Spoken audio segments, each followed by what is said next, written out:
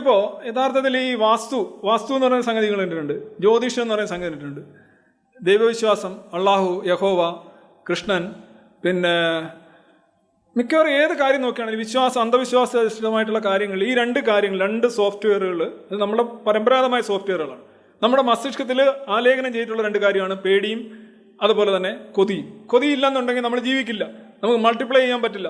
കൊതി എന്തിനൊക്കെയാണ്? ഇണയെ തേടി, ആഹാരം തേടി, വളരെ സുരക്ഷിതമായ പരിസ്ഥിതികൾ തേടി മനുഷ്യന്റെ മസ്തിഷ്കം എപ്പോഴും അലഞ്ഞുകൊണ്ടിരിക്കുകയാണ്.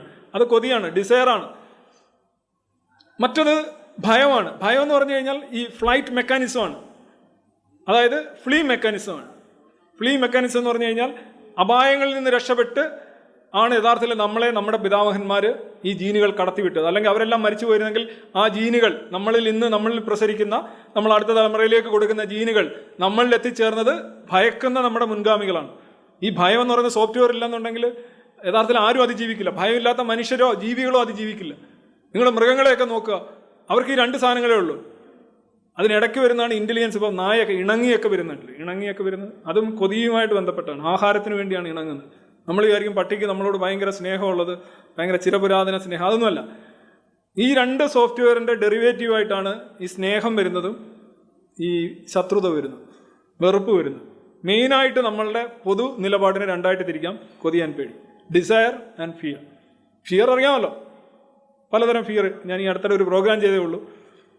5 ഫിയേഴ്സാണ് നമുക്ക് പ്രധാനമായിട്ടുള്ളത്. ഒന്ന് മരണഭയം, എപ്പോഴും നമ്മുടെ കൂടെ ഉണ്ടാകും. മദർ ബോർഡ് പ്രോഗ്രാമാണ് മരണഭയം. കൊച്ചുകുട്ടിക്ക് വരെ ഉണ്ടാകും. കൊച്ചുകുട്ടി ഒരു മേശയുടെ അല്ലെങ്കിൽ ഒരു കട്ടിലിൻ്റെ അറ്റത്തേക്ക് നീന്തി പോകുമ്പോൾ ആദ്യമൊക്കെ കുട്ടി താഴെ തന്നെ വീഴും. ഒരു 6-7 മാസം കഴിയുമ്പോൾ നിങ്ങൾ കാണാൻ കഴിയും അവിടെ വരുമ്പോൾ ഇങ്ങനെ പിടിച്ച് അള്ളിക്കിടക്കുന്നതാണ്. ഇത് വർക്ക് ചെയ്ത് ഓണായി ഈ പ്രോഗ്രാം. Fear of death. പിന്നെ മ്യൂട്ടിലേഷൻ ഫിയർ ഉണ്ട്, മുറിവേൽക്കുമോ എന്നുള്ള പേടി. പശു കുത്താൻ വരുന്നു, പട്ടി കടിക്കാൻ വരുന്നു, മരിക്കുമെന്ന് പേടിച്ചല്ല നമ്മൾ ഓടുന്നത്. മുറിവേക്കും, ചതയും, ആംബ്യൂട്ടേഷൻ, അങ്ങനെ എന്തെങ്കിലും വരുമെന്നുള്ളതാണ്. മറ്റൊന്ന് സെപ്പറേഷൻ ഫിയർ. തൃശ്ശൂർ പൂരത്തിന് പോകുന്നു, പഴയ ഉത്സവങ്ങൾക്കൊക്കെ പോകുന്നു. നമ്മളുടെ അന്നത്തെ ഏറ്റവും വലിയ ഫിയർ, എൻ്റെ ഫിയറൊക്കെ എന്താ അറിയാമോ? അമ്മയുടെ അച്ഛൻ്റെ കൈ വിട്ടുപോയി കഴിഞ്ഞാൽ, ആൾക്കൂട്ടത്തിൽ ഒറ്റപ്പെട്ടു പോയി കഴിഞ്ഞാൽ, പിരിഞ്ഞു പോയി കഴിഞ്ഞാൽ എന്ത് ചെയ്യും എന്നുള്ളതാണ് സെപ്പറേഷൻ ഫിയർ. പിന്നെ ഓട്ടോണമി സംബന്ധിച്ചുള്ള ലോസ്. ഞാനിപ്പോൾ ഇവിടെ നിൽക്കുന്നു, പക്ഷേ എന്നെ എവിടെയെങ്കിലും പിടിച്ച് കെട്ടിയിടുകയോ ഒരു മുറിയിലിടുകയോ എൻട്രാപ്പ് ചെയ്യുകയോ ഇംപ്രസൺ ചെയ്യുകയാണെന്നുണ്ടെങ്കിൽ എനിക്ക് എന്ത് ചെയ്യണമെന്നുള്ളത് ചെയ്യാൻ പറ്റില്ല. എൻ്റെ ഓട്ടോണമി നഷ്ടപ്പെടുകയാണ്. ഓട്ടോണമി നഷ്ടപ്പെടുമോ എന്നുള്ള ഫിയറാണ് ഏറ്റവും വലിയ ഫിയർ.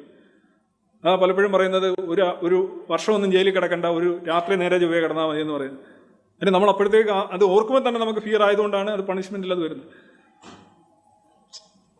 പിന്നെ അതിലും വലിയ